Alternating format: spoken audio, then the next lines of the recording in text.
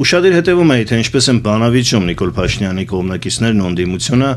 Թուրքիա արտգործնախարարի հայտարարության հետ կապված։ Խառնվել են իրար Փաշինյանի կողմնակիցները, նրա պատգամավորներն ու կամակատարները, որ ոչ, Հական Ֆիդանը չի ասել, որ աջակցում են Փաշինյանին ընտրություններում,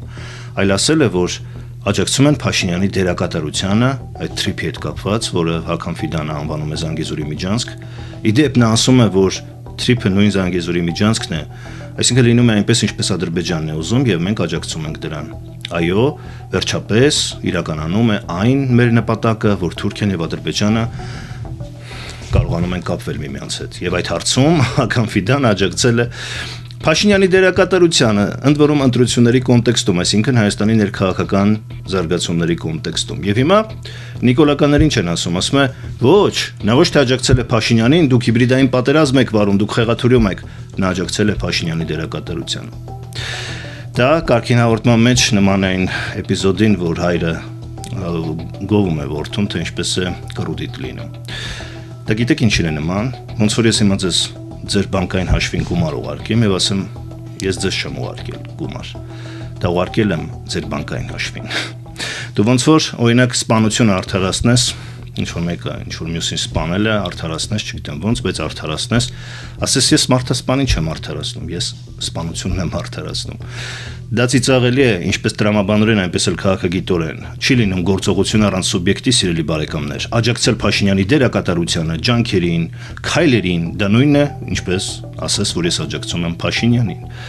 Առանց սուբյեկտի գործողություն չի լինում։ Այսինքն ինձ համար ավելի տարակուսելի զավեշտալի ծիծաղելի էր ոչ թե փաստը, որ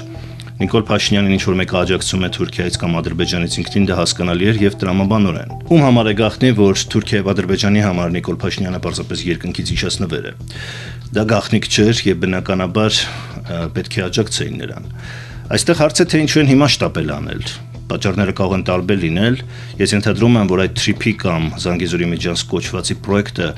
դեռևս վերջնականորեն ստորագրված չէ եւ թուրքերն ու ադրբեջանցիները ունեն մտավախություններ, որ թե ինչպես Հայաստանի ներսում հայ ժողովուրդը դա կարող է մերժել, որովհետեւ դա լիովին բավարարում է Թուրքիա-Ադրբեջանի պահանջները եւ Հական Ֆիդանը դա էլ ասում է դա լիովին այն է, ինչ ուզում է Ադրբեջանը։ Ոտնահարվում են Հայաստանի շահերը, Հայաստանը միակողմանի պարտավորվում է կապ ապահովել անխոչնդոտ, որը միջանցքային տրամաբանություն է ըստ էության, ընդ որում 50-ից 100 տարով։ Փայաբաժինը հայկական կողմում ամերիկյան ընկերության հետ ընդամենը 26% է, այսինքն նման բան չկա։ Ադրբեջանը իր նավթագազային ոլորտը, որ տալիս էր 80% էր, Վրաստանը ընդհանրապես որևէ նման պարտավորություն չի ունեցել Ադրբեջան-Թուրքիա անխոչնդոտ կապ ապահովելու, միայն խեղճ ու կրակ հայերի վրա են կարողանում պատել։ Ընդ որում այն Թուրքիան,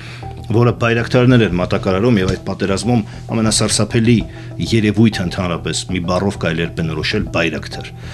Եվ այսօր փաստորեն բայրակտար մատակարարողից հիբրիդային պատերազմ սպառնալիք չտեսնող Փաշինյանի կառավարությունը սպառնալիքներ է տեսնում այլ ուժային կենտրոններից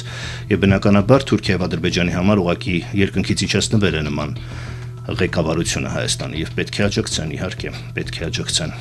Այստեղ նորություն չկար։ Ծիծաղելի եւ զավեշտալի է, որ փորձում են այդպես կռուտիտ լինել, ասում ոչ թե աջակցել է Փաշինյանին, այլ Փաշինյանի դերակատարությանը, Փաշինյանի ջանքերին։ Սա ընդհանրապես խոսում է մի բանի մասին, որ նրանք ռեալ տեսնում են, որ Փաշինյանը այլևս չունի ժողովրդական լեգիտիմություն, համակրանք, կասկածի տակ է այդ ծրագիրը, հետեւաբար շտապում են իրենց աջակցությունը հայտնելու եւ աշխարհին ցույց տալու, այդ թվում Իրանին եւ Ռուսաստանին, որ մենք աջակցում ենք Փաշինյանին։ Սա է այդ հայտարարության ամբողջ իմաստը, որքան էլ նիկոլականները եւ նրա կամակատարները փորձեն կռուտիտ լինել։